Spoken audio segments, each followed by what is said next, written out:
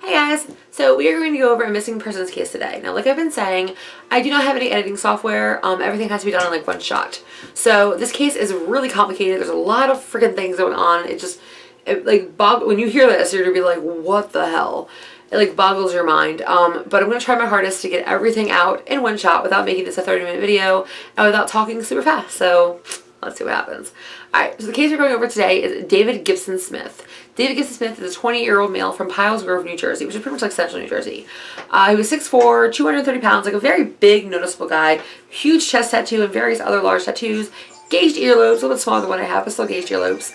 A very like noticeable man. He took a lot of pride in his appearance as well. Like he liked to dress really, really well. And the reason I say these things is it's something that you would think you'd notice him if he was like, walking in the streets or what have you. So on the week before August 5th, he told his parents that he was going to be moving out with a coworker.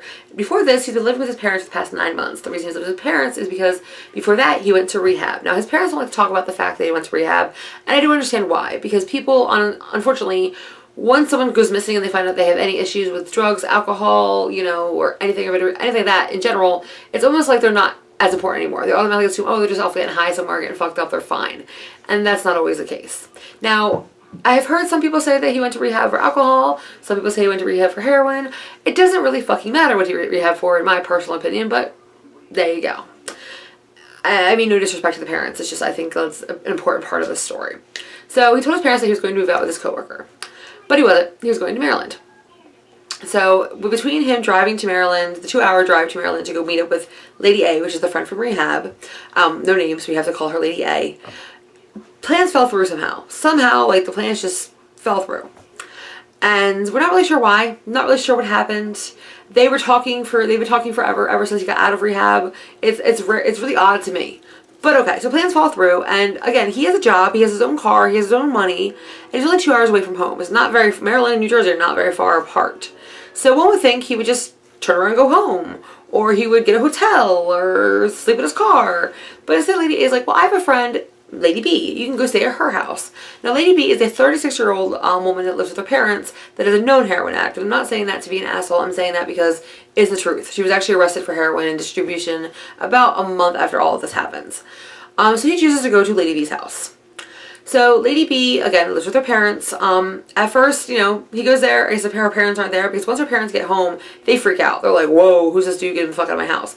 And there's a lot of, theories on why this is. I personally just think it's because if your daughter's a known heroin addict, you would not want some strange dude at your house because chances are he's probably someone who does drugs as well. It's really rare for people who do drugs. Like, if you do heroin, for you to hang out with a bunch of sober people, like, and vice versa, that's just a rarity. So I think that's pretty much more why they freaked out. Now, they did let him stay the first night. So Saturday night, they let him stay at her house. But by Sunday, like, he had to get out. Now, this is all Lady B's narrative after this. So according to Lady B, he said he was just going to go sleep in the woods, which doesn't make any sense to me because, again, he had a car. If nothing else, it was August. Like, sleep in your car. It's at least going to be a little bit like a shield from the sun, at least. He had money. He could get a hotel, and he was only 2 hours away from home. But okay. So Lady B's like, don't, sleep in the woods. You can actually stay at my uncle's place. But she's like, but you can't take your car. Your car has to stay at my house because if my uncle sees a strange car there, he's going to freak out. So they go over and they drop off, they go to this property, and Lady B is like, said that she hung out with him on Sunday night and left early Monday morning saying that she'll be back. Now, this property is not a cabin, a shack, nothing. This property is literally just grass. It's like a field and some trees, a pond, a hammock, some trash, and some abandoned cars. There's no actual house, no bed, no running water, no food, no drink, no nothing on this property. So she leaves him there on Monday. She does not come back until Wednesday. So this means he has not had any food or water for at least 2 days. He comes back on Wednesday and brings him supplies. But the supplies that she brings is a bucket that has a light source, like one of those like camping lights, some blankets, and some magazines. Now, if you think he was actually just, staying at this abandoned whatever place you want to call it, you would think at least if nothing else, you need those blankets and a light the first night. And food and water. I mean, food and water. Like, you need red flag again. So she goes on Wednesday and drops the supplies off and doesn't see him anywhere. And for some reason does not concern her, or from what we know. I would personally be a little, I'd be damn concerned if, if someone that I sort of knew, I dropped off this property and they were missing, they were nowhere to be seen. Like, that's a very big red flag. Now, if you look on Google Maps, this property looks like very, like, destitute and, like, middle of nowhere kind of thing, but it actually is only about a 30-minute walk from town. Like, a 30-minute walk to the nearest, like, fire station and such. So it's really not the middle of nowhere, but he's from New Jersey. He's not from Maryland, so what the fuck does he know? Now, on Wednesday, she doesn't see anybody, and she goes back on Friday and still does not see anybody. Now, during this time, the parents are starting to get concerned. So by Wednesday, the parents are concerned they have not heard from David at all. It's not a normal thing for David to not talk to his parents. So on Wednesday, they go to his job. And they realize that he's not been to work since, last week. He is not moving in with any coworker. There's no coworker that he moved in with. And they're obviously concerned. So because they still pay his cell phone, they got his cell phone records. And they look at cell phone records and they realize that it's all pinged off of Maryland Towers. And they see 2 phone numbers that he's called the most. So they call the 2 phone numbers. One is Lady A, obviously, and one is Lady B. Lady A takes about 24 hours to contact them back, and Lady B takes about 72 hours. To me, that is like a massive red flag. Like, what? Like, I don't care what the hell I was doing with your loved one. If I'm called and, like, someone calls me and says, like, my loved one is missing, you're the last one to hang out with them, I'd call the minute I get that message, but that's not here nor there. So Lady A obviously just says, he's Lady B, and Lady B says this narrative that I'm telling you now. So she calls the parents back and tells them what I'm telling you, and understandably the parents are freaked the fuck out. So they decide they want to come up and check out this property. And Lady B is totally okay with it, like totally down, totally cool with it. So on Saturday, they come up to the property. Now, the minute the parents go to the property, they're already like, what the fuck, because there's nowhere to, it's not a property, it's not a house, there's nowhere to live here. So they check it out, they search for about 45 minutes, but it's a 22-acre property. So there's not really much to search as just a regular person. So understandably, they're like, you know what, we need to call the cops. And Lady B's totally cool with calling the cops. Like, yes, you should totally call the cops. But somehow between the time of the parents calling the cops and Lady B actually, and the cops actually showing up, Lady B all of a sudden has to go to work for 2 hours. Red flag again. So she leaves, she hauls ass out there. So the cops show up, and the minute the cops gets there, which is a very rare thing upon itself, the cops automatically treat it as a crime scene. They automatically treat it as a criminal missing persons case, which is a rare thing to happen. A lot of cases that you hear about, it's never a criminal missing persons case until at least like months have passed, or like there's really signs of foul play. So I feel like the cops know something about this property or these people that we don't know about. So they actually they put them on the missing persons list. They bring out cadaver dogs. They have a helicopter that has a heat-seeking ray on it. They, they drain through the whole entire ponds. They do everything possible to search all of this property. Almost towards the end of the search, Lady A and Lady B either come back together or really close together, and get, of course, interviewed by the cops. And this is how we get this whole narrative. Right before, the search is done, the cops actually do go up to the parents and say, you should probably take David's car home because we don't want the car at a suspect's house. So that right there makes me think that there's something we don't know about either Lady B, Lady A, or something in this scenario that we are not aware of that has not been released to the public, or just something about Lady B. Now, Lady B, I did know, got arrested about a month after this for like distributing drugs and, heroin in general, but just being around a heroin addict usually doesn't cause that kind of, fear, I guess, in cops, if you will. And that's it. That's the end of the story. There's been no sightings of him. There's been no contact. There's been nothing. There was one maybe sighting, and the maybe sighting pretty much is someone saw a tall guy in a gray sweatshirt. That's it. That could have been anyone. The fact he's wearing a sweatshirt was a little bit odd since August and everything, but that's it. Now, there are a lot of theories. Of course, we have to get over the first theory that we're always going to get anytime somebody goes missing who happens to have any kind of history with drugs or alcohol. There's a theory that he went out on a bender. He went out to party. He went to do a party. He's just off on a fucking bender. Now, that could be true because he did lie to his parents, and I do believe that drugs may have something involved in this disappearance. But it's been since August now. That's a pretty goddamn long bender. And you would think by this point, like, he never took any money out of his account. Where is he getting money for his drugs? He didn't take his car, and I don't care, like, what, if nothing else, if you plan on going to, like, the bender of all benders, you would take your car, so if nothing else, you can sell it later and take that and use that money for drugs. Like, it would give you, somewhere to sleep. It would give you somewhere to shoot up your drugs. It doesn't make any sense for him not to take his car. Now, Also, the car, the cops did question Lady B about the car. At first she said she never drove it. And then she said she drove it a few times to get cigarettes. And then it went to she drove it a lot. And that right there again is alert. Why would you lie? Why would you lie about it? And she didn't just have the car, she had his keys. I don't care who you are, if I'm staying at your house or what have you, I'm not going to leave my keys with you. I can leave my car at your house, but you better believe I'm taking my keys. Maybe I'm paranoid, but I don't think I am. I think a lot of people would agree that you'd probably take your keys with you. So anyway, so that, of course, the first theory is he's partying. Now, the other theories, there's also a theory, of course, of him running away. But if he was running away, why would he not take his car? Why would he not have any, like, why would no money be taken out of his account? You know, like, if you were going to run away, if you're going to start a whole new life, why would you not take your automobile? Why would you want to be walking the streets, if you will? And remember how I said he was a very noticeable guy, he was very tall, you know, looked very, you know, very well-dressed, you know, guy. You think somebody would have seen him by now? Like, someone would have noticed this guy with his very huge chest tattoo? Like, it's odd. Now, the other theories, of course, are the theories that I sort of believe more into, and that is he went up to Maryland to party. Now, in the 9 months that he, you know, got from rehab till, you know, when he went missing, he did mess up 4 times. Now, his parents say that he went to rehab for alcohol, so they say that he messed up 4 times on alcohol. I don't care what he messed up on. He messed up. And yes, they always say that, you know, relapse is part of recovery. But in my personal opinion, maybe it's just my personal experiences, 9 months of sobriety is, even though it is an amazing thing and it's beautiful to be, you know, sober in general, 9 months, you are baby steps still. Like, my 9 months of sobriety, like, I was, like, on the verge of using drugs every 3 seconds. You know, and not because I'm, like, some weak bitch. It's because it's really, you know, it's a very, it's emotional, physical, and mental thing to get over, is using a substance. Because, like, when you get to the point where you are using drugs all the time to sort of, like, block something out, because it's usually what most people are using drugs for, is to sort of like push down something, you get really raw, because now everything you've spent your money, your time, like, you know, like alcohol or drugs that you've spent like blocking out your feelings, you're now feeling. So you're very like raw in general. So like the idea of him just, you know, messing up 4 times in this 9-month period, I don't even think he was, I personally don't think he was ready to move out, but that's not, you know, my place to say that, you know, say that. Now, I do think that, you know, because of somebody he met in rehab, I feel like possibly he was going up there to go party.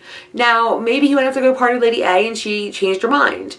But this is why I think he went with Lady B. Because if you were going up there just to go hang out with your friend and she couldn't hang out with you, you would get a hotel room where you would just go home. But instead he decided to hang out with someone else. And Lady B, being a known heroin addict, if you were in any kind of recovery, you would not want to hang out with this person. You could, I mean, especially if you were in recovery, you can usually tell somebody who does drugs. So I feel like he was up there to party. Now, there's a few things that could have happened. He could have went out to party, and he could have, you know, a lot of times, one of the most dangerous times to overdose in general when you do stuff like heroin and that. And I keep coming up to heroin because she was a heroin addict, and there's a lot of chatter about him using opiates and that kind of stuff.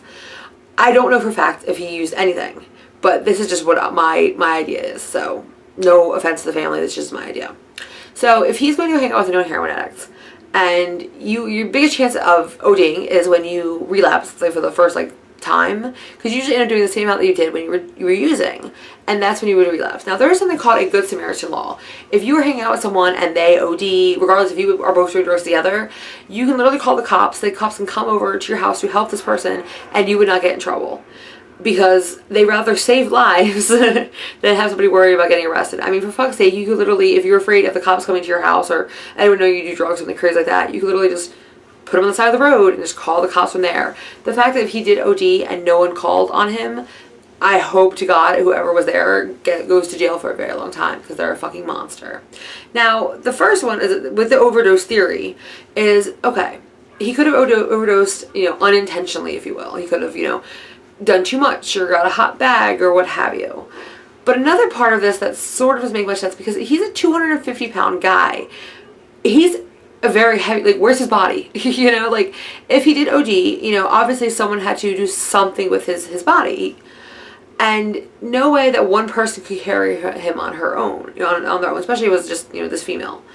Not saying, you know, most females don't have a lot of upper body strength. Now, here's the other thought I have on this, and this is my personal idea of what may have happened, just because I don't know anybody, but this sort of like seems to fit a lot of the bill here. Okay, so say he did OD. Now, you see this guy that you don't really know very well, but he looks like he's very well dressed. He looks like he has money. He has a debit card. He has a car, you know, all that kind of stuff. I personally think that possibly he OD'd, but he was like intentionally given either a hot bag or given too much to OD so they could have taken his car. One of the things about living in like the drug world is if you don't have enough money to buy drugs, you can do other things. And one of the things you can do is you can drive around your dealer for like 2 hours when you go to work for 2 hours while he does drop-offs, or he or she does drop-offs, and you get free drugs that way. And the fact that she lied about taking his car and then, you know, hadn't had his keys, and then all of a sudden, you know, was like, oh yeah, I drove his car, makes that to me be like, okay, well maybe that's what you were doing, especially when she left for that 2-hour job she had. There's no jobs that are 2 hour long. It's just not. There's not ones that are legal usually. Also the fact that she never thought to bring him food or water. Like if you knew somebody was staying at a property, like the first thing you would think is like, he needs something to eat and drink. So I don't think if he was at the property, he needed food or water, if you get my gist of that. Now, we don't know who was at the house when he came over. So when he came over to Lady B's house, you know, it could have just been her, and, you know, it could have been like, it could have been anybody. It could have been Lady A and Lady B, like, you know, making a plan to do this. It could have been Lady B and Lady B's drug dealer friends or what have you. It could have been anybody who had this like plan to sort of like harm this guy to take his stuff. But then again, they didn't use his debit card, you know, but maybe that's too much of a red flag. I'm not really sure. The fact that, of course, the fact that there was no, you know, food or water brought to this place at all, and she was not concerned that he was missing, seems very likely that he was not around to worry about being missing. Obviously, they had to have some help with the body in general. The body's somewhere, and if they drained the lake and stuff and they still didn't find the body is somewhere, and there's no way these people could have brought it themselves. Now, another theory that does seem to come up is him being in rehab. Now, he could definitely have been in rehab. He could have, you know, went out there and partied and like saw the error of his ways and put himself in rehab. But it's been a long time now. Now, there are rehabs that are like locked down. There are the ones that are very like lenient and ones that are like hardcore like locked down. Now, the one I went to was like mildly locked down. Like the first week I couldn't talk to anyone, and then it was like one phone call a week kind of thing. But after, you know, a good 6-month period, which is the longest you usually go to rehab, then you go to like an after program, you're allowed to at least contact people. Now, if he is out on a bender, like a long ass bender, you would think by now he would at least have contacted his family or someone would have seen him. If he was in rehab, same thing, contact his family or someone would have seen him. That's why I sort of feel like he's not with us anymore. I mean, there's always, you know, I hope I'm wrong. I hope I'm wrong. God, I hope I'm wrong. I hope he is like a missing person somewhere, like he's a homeless man somewhere, and that's just what's up. But the fact that he left his car and his keys with somebody he barely knew, the fact that he, you know, hung out with a known drug addicts, the fact that he went to a property, you know, and was totally okay with not having any food or water in his property and being left alone there. And also, the last phone calls they had on his phone was on the morning of the 6th, like early morning. Like the first phone call was, I mean, the second to last phone call, he made a text message at 12:05 a.m. on the 6th to Lady A. And then they had a phone call for about like 5 minutes, around like 12, you know, 30-ish. And then around 4:10-ish, she sent a text to Lady B, who was supposedly hanging out with him at this time in the same property, which is very odd to me. And then they had a 2-minute conversation. And that's it. Between the 4:30 and 7:30, his phone was turned off because his parents actually texted him at 7:30 and his phone was already turned off at that point. So again, red flags. Like, why was his phone turned off? Why did he bring his charger? Why did he just park his car down the street? Like, what? So many whys. Why did nobody care about him having food or water? Like, why did he not use any money? Why didn't, you know, he take his own car? Like, so many things. Why didn't he just go home? Like, there's so many things that don't make any sense. And like the sad part of all of this, I mean, of course, this whole story is sad. I definitely feel that there was foul play involved. I mean, definitely how the cops reacted, like there was some kind of foul play involved. I think they just need someone to sort of like speak. Now, he could have OD'd intentionally, unintentionally, what have you, and they just didn't do anything about it, and they just got scared and like, you know, got rid of the body. But they also could have, you know, robbed him. They could have, you know, whoever else was there to help dispose of his body. We don't know who else was in the house. So what if there was like, you know, some big dude there that saw this guy and saw that he looked like he had money and it was like, I'm gonna rob him. Like, now this is a stereotype, of course, of junkies. Not every junkie is going to rob and steal from you. Not every, you know, but you can be a normal straight-laced person, you know, very normal, like, non-junkie and rob and steal from somebody. There are some junkies that will fucking slit your throat for $5 and some that won't do anything to you ever. So I feel like there's definitely some kind of foul play involved. I definitely and sadly do not feel that he's around anymore, but again, I really hope I'm totally wrong on that. Like, I hope I'm so wrong on this. But one of the things that I've noticed with this case, I mean, besides the fact that it's fucking so depressing and really complicated, and the fact that nobody talks about this case for the most part is just really sad. But it seems to be like a thing that happens with cases of anybody who has any kind of bad marks on their past, if you will. I mean, it seems like if it's somebody who's like an all-American girl or boy, like think of like Mara Mora. Like, her case is weird. And when you look more into it, you realize she's not like the all-American girl. But for the most part, I mean, she's a track star, you know, she's in college, blah, blah, blah. It's been 14 years and people are still talking about this case. You know, and yes, there are some weird things to it, but I feel like this guy's case is really weird too, and nobody talks about this case. The only people that are bringing this case alive are his parents with their Facebook. Like, their parents are on his Facebook, like, pushing to keep this case, like, in the media. And nobody else is really talking about it. And it's really sad, but I definitely feel like it's almost because people have this idea that, like, when somebody does drugs, that you're just getting high somewhere. Yeah, coming from experience, even if I was off, decided to go on a bender for months, I would still eventually slip up by talking to somebody or telling somebody would see me, like, something would happen. You think they'd at least tell their parents eventually. You know, it's not like him to be gone for a weekend, so why the hell's he been gone for months? You know, it's very, very weird. It's a very weird situation. I sincerely hope that some kind of closure happens in his family. If it does come down to the fact that he is not with us anymore, and he did just OD, like, say he just happened to do too much, and unfortunately it was, you know, the end. If that happens, and these people that he was hanging out with did not call the cops even when they have the Good Samaritan law, they're pieces of shit, and I hope they get everything they fucking deserve. Like, the fact that she left him at that property on, from what she says, on Monday morning, even though he texted her on Sunday, really early Sunday morning, when supposedly they were hanging out, which is weird already. So according to her narrative, she left on Monday morning, not worrying about him having food or water or, like, anywhere to even, like, lay his head. Is really suspicious. Not coming back for 2 more days, not seeing him, not again being worried, not coming back till Friday, taking 3 days to call the parents back. All of this is very, very, very suspicious. I definitely think there was something bad happened there. I don't think he was actually even at that property. I think something bad happened like the second night he was there. But until someone comes forward, we probably won't know. And I feel like until we start talking about it as a community of people in general and showing people that these people are important, just because they happen to, you know, either be a past drug addict or a current drug addict or an alcoholic or what have you, they're still people. You know, they still deserve closure. Their parents still deserve to find out what happened to their child. Just because they happen to, like, make some mistakes in their life does not make them, like, any less of a person. And, like, of course this case hits, you know, really close to home to me, because I feel like if I went missing during the Badland days, I probably would have never been even talked about, because I, again, am not the all-American little pretty girl. I have a past of, you know, I had a past of drug use at that time I was doing, you know, currently doing drugs. I was hanging out in bad areas with crack hotels and trap houses.